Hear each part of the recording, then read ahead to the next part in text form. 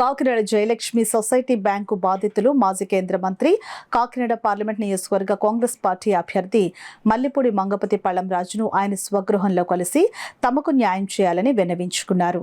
ఈ సందర్భంగా పళ్లంరాజు మాట్లాడుతూ వారికి న్యాయం చేసేందుకు తన వంతు కృషి చేస్తారని అన్నారు.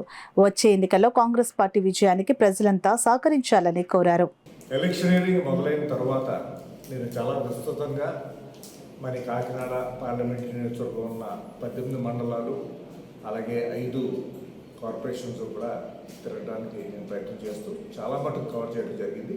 ఈ 2 రోజుల్లో కూడా మొత్తం మిగిలినవన్నీ కూడా పూర్తిగా కవర్ చేయడం జరిగింది.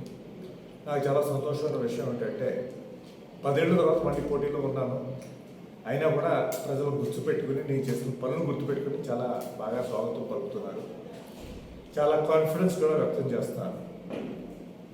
ఏంటంటే ముఖ్యంగా ఉన్న పరిస్థితుల్లో కాంగ్రెస్ పార్టీ రావాలండి. కాంగ్రెస్ పార్టీ ఉంటేనే దేశానికి శరణ్యం. అలాగే రాష్ట్రంలో కూడా గతంలో ఏ విధంగా అయితే కాంగ్రెస్ పార్టీ ప్రభుత్వ పరిపాలన చేసిందో అదే విధంగా చేయగలిగితే చాలా బాగుంటుంది అనేది కూడా చాలామంది వ్యక్తం చేస్తున్నారు. నేను గ్రహించింది ఏంటంటే ముఖ్యంగా పోటీ 2 రీజనల్ పార్టీస్ మధ్య ఉంది స్టేట్లో. పార్లమెంట్కి వచ్చేసరికి ఎందుకో చాలామంది కాంగ్రెస్సే ఉండాలని కేంద్రంలో అనేది చాలామంది ఓపెన్గా వ్యక్తం చేస్తున్నారు.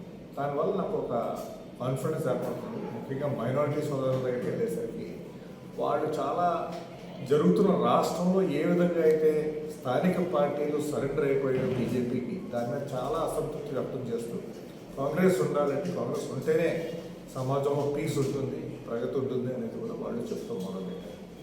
అయితే ఈ తరుణంలో నేను అనుకోవడం ఏంటంటే, నేను అప్పీల్ చేసేది ఏంటంటే అందరూ కూడా కాస్త బాధ్యతగా ఆలోచించండి, దూరదృష్టితో ఆలోచించండి. ఎందుకంటే మనకి 5 సంవత్సరాలు ఒకసారి ఎలక్షన్ వస్తుంది. ఈనాడు కేంద్రంలో కాంగ్రెస్ పార్టీ రావడం చాలా ముఖ్యం. అలాగే రాష్ట్రంలో కూడా కాంగ్రెస్ వస్తే మరి సక్రమంగా పరిపాలన చేయగలదు. అది మీ చేతుల్లో ఉన్నది.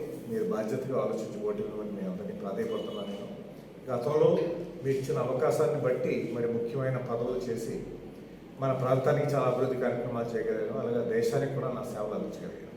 మరొకసారి అవకాశం ఇవ్వమని. చేయవలసింది చాలా ఉంది. దాని గురించి నేను సంపూర్ణంగా నిమగ్నమై చేస్తానని మీ అందరికీ చెప్తూ నేను సెలవు తీసుకుంటున్నాను. జై Hind. Voting day ballot number అదే ఒకసారి చెప్పండి సార్, ప్రజలకు ఓటు అభ్యర్థించడం.